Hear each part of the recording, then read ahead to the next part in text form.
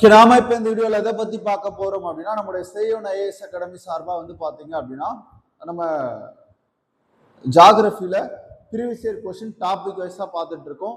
கிட்டத்தட்ட ஒரு 5 வருஷத்துக்கான, அதாவது 2020ல இருந்து 25 வரையில ஒரு 6 வருடத்திற்கான நம்ம ப்ரீவியஸ் இயர் கொஸ்டின் வந்து பார்த்துட்டு இருக்கோம். இன்னைக்கு வந்து பாத்தீங்க அப்படின்னா என்ன டாபிக் பார்க்க போறோம் அப்படின்னா இயற்கை பேரழிவுகள் பத்தி பார்க்க போறோங்க. ஓகேவா? நேச்சுரல் காலமிட்டி அப்படின்னு சொல்லுவாங்க இத, இயற்கை பேரழிவுகள். அதுல 2021ல என்ன கொஸ்டின் கேட்டிருக்காங்க அப்படின்னா தவறான வாக்கியத்தை தேர்வு செய்க அப்படின்னு கேட்டிருக்காங்க. நிலநடுக்கம் என்பது புவிப்பரப்பில் ஏற்படும் அதீத புவி அதிர்வை குறிக்கும். கரெக்ட் தானே? இந்த ஸ்டேட்மெண்ட் கரெக்ட். நிலநடுக்கமானது எவ்வித முன்னறிவிப்பும் இன்றி திடீரென எந்த நேரத்தில் வேண்டுமானாலும் ஏற்படலாம். கரெக்ட் தானே? நம்ம அதை கணிக்க முடியாது. அப்ப நிலநடுக்கத்தின் போது பொருட்கள் சேதம், காயங்கள், உயிரிழப்புகள் போன்றவை ஏற்படும் அப்படின்னு சொல்றாங்க. அதுவும் கரெக்ட் தான். நிலநடுக்கத்தின் போது கட்டிடத்தின் உள்ளே இருந்தால் மின்தூக்கிகளை பயன்படுத்தி கொள்ள வேண்டும். லிப்ட் எப்பவுமே பயன்படுத்தக்கூடாது. ஓகேவா? நிலநடுக்கத்துல லிப்ட் பயன்படுத்தக்கூடாது. இது ரொம்ப முக்கியமானது. அடுத்து பாருங்க, பாதிக்கப்பட்டவர்களின் தேவைகள் மற்றும் ஏற்பாடுகளை பூர்த்தி செய்யப்படுவதை, துன்பங்கள் குறைக்கப்படுவதையும் உறுதி செய்ய நடவடிக்கை எடுக்கப்பட வேண்டும்.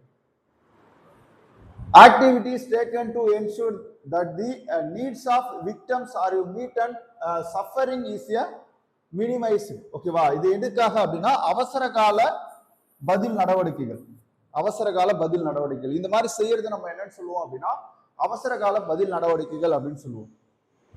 அடுத்து பாருங்க, குரூப் 1 2021ல கேட்ட கொஸ்டின், பூகம்ப பாதிப்புகளோடு தொடர்பற்ற விளைவை தேர்வு செய்க. Pick out the effect that is not of related to the impact in earthquake அப்படின்னு சொல்லி கேட்கிறாங்க. எது அப்படின்னு பாத்தீங்கன்னா பிளவுகள் வந்து பூகம்பத்தோட தொடர்புடையது. தரைமட்டமாதல், சுனாமி ஏற்படும். ஆனா தாழ்வு மண்டலம் எப்படி உருவாகுங்க? இது வந்து பாத்தீங்க அப்படின்னா வெப்பநிலை காற்றோடு தொடர்புடையது. அப்ப இது தவறானது.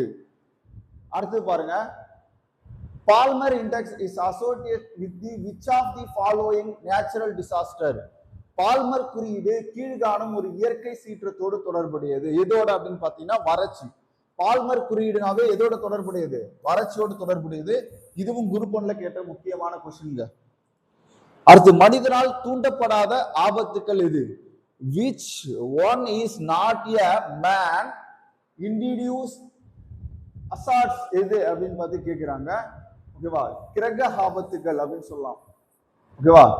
பிளான்டரி அசார்ட்ஸ் வந்து கிடையாது. மனிதனால் தூண்டப்பட்ட ஆபத்துக்கள்ல எது அப்படின்னு சொல்லி கேட்கிறாங்க. மனிதனால் தூண்டப்படாத ஆபத்துக்கள் எது அப்படின்றது கிரக ஆபத்துக்கள்.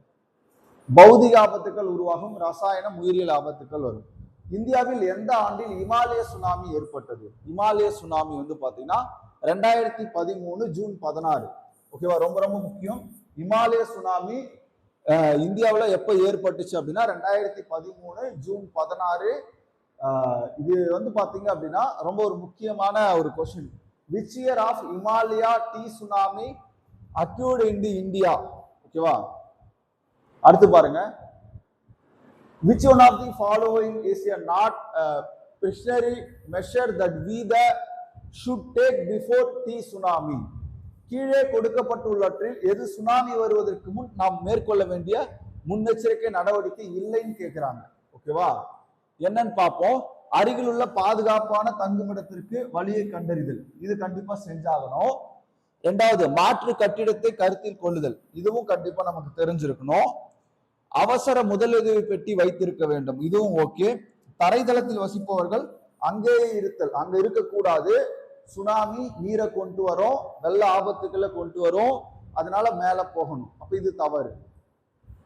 அடுத்து பாருங்க, நவம்பர் 28 2021 அன்று 7.5 ரிக்டர் அளவுகோல் கொண்ட ஒரு மாபெரும் நிலநடுக்கம் ஏற்பட்ட இடம் எது அப்படின்னா பெருவுல ஏற்பட்டது. ஓகே. நீர்த்தேக்கங்களை பாதுகாப்பது, அணைகளை கட்டுவது, மனித ஆக்கிரமிப்புகளை அகற்றுதல் போன்ற தடுப்பு நடவடிக்கைகளை எதை வந்து நம்ம பாதுகாக்க முடியும்? மேற்குறிப்பிட்ட விளக்கம் இயற்கை பேரழிவில் எதை தடுக்கிறது அப்படின்னா வெள்ளம். இந்த வெள்ளம் ஏற்படுறதுக்கு இது எல்லாமே ஒரு முக்கிய காரணங்களா இருக்கு.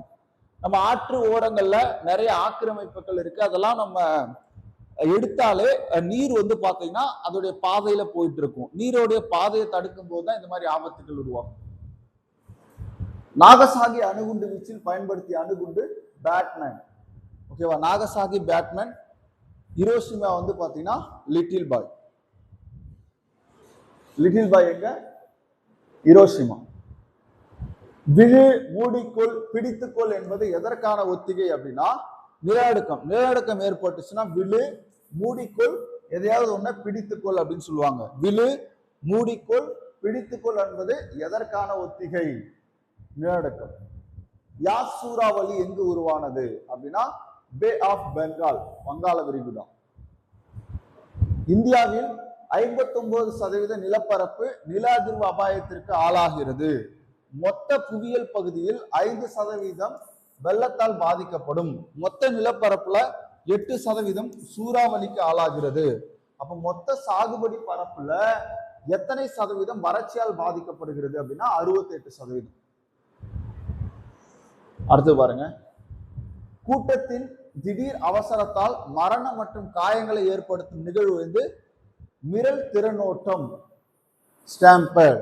இப்ப கரூர் கூட்ட நெரிசல்ல என்ன நடந்துச்சு அப்படின்னு தெரியும், அந்த மாதிரியான ஒரு விஷயம் தான் இது. ஓகேவா. பஞ்சம், பரவலான நோய் மற்றும் பட்டினியால் இறப்பிற்கு வழிவகுக்கும் வறட்சி வகை என்பது என்ன? விவசாய வறட்சி.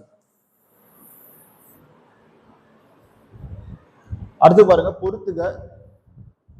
நிலநடுக்கம். நிலநடுக்கம் ரிக்டர் அளவுகோலால் அளக்கப்படும். மண்ணரிப்பு. மண்ணரிப்பு பாத்தீங்கன்னா நீரோட்டம், காற்று வீசும் வேகம், நகரும் பனிக்கட்டி இவற்றின் அதிவேகத்தால் மண்ணுடைய மேலடுக்கு அகற்றப்படுது. அடுத்து பாருங்க, வெள்ளம். வெள்ளம் வந்து பாத்தீங்கன்னா நீரினால் பரவும் நோய் தொற்றுகளை வந்து உண்டாக்கும். சுனாமி வந்து துறைமுக அலை. ஓகே. கிழக்கு கடற்கரையில் சுமார் 25 மாவட்டங்கள், 25 மாவட்டங்கள், தமிழ்நாட்டில் 10, ஆந்திராவில் 7, ஒடிசாவில் 6, மேற்கு வங்கத்தில் 2 சூறாவளி புயல்களால் பாதிக்கப்படக்கூடியவை. இவற்றில் எந்த பகுதியானது கடுமையான வகை புயல்களால் 70% பாதிப்பை அடையும் அப்படின்னு பாத்தீங்கன்னா மச்சிலிப்பட்டினம். ஓகேவா. ஓகே, சுந்தரவன பகுதி. மச்சிலிப்பட்டினம்ல சுந்தரவன பகுதி. ஓகே பாருங்க, அப்போ எந்த பகுதி கடுமையான வகை புயல்களால் 70% பாதிப்பை அடையும் அப்படின்னா சுந்தரவன பகுதி. இந்தியாவில் கிழக்கு கடற்கரையில சுமார் 25 மாவட்டங்கள் பாதிக்கப்படுதுன்னு சொல்லிட்டாங்க. இந்த 25 மாவட்டங்கள்ல எது வந்து ரொம்ப பாதிப்பை உள்ளடக்கி இருக்கும் அப்படின்னா சுந்தரவன பகுதி. இது குறிப்பா வந்து பாத்தீங்க அப்படின்னா நமக்கு பிரம்மபுத்திரா பிளஸ் கங்கை நதி ரெண்டும் உருவாகி ஒரு பெரிய டெல்டாவை உருவாக்கக்கூடிய பகுதியில் இருக்கக்கூடியது.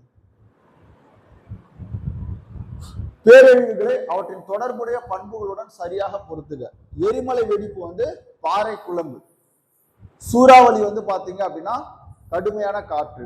ஆழி பேரலை அப்படின்னா கடலடி நிலநடுக்கம், பிளவு, வறட்சி, பாலைவனமத்தை உருவாக்கும். அடுத்து பாருங்க, பின்வருவனவற்றுள் பூகம்பத்தால் ஏற்படுபவை எவை அப்படின்னு கேட்கிறாங்க. நிலச்சரிவு. பூகம்பத்தால நிலச்சரிவு ஏற்படும், சுனாமி ஏற்படும், அதுக்கப்புறம் வெள்ளம் உருவாகும். ஓகேவா. 2, 4, 5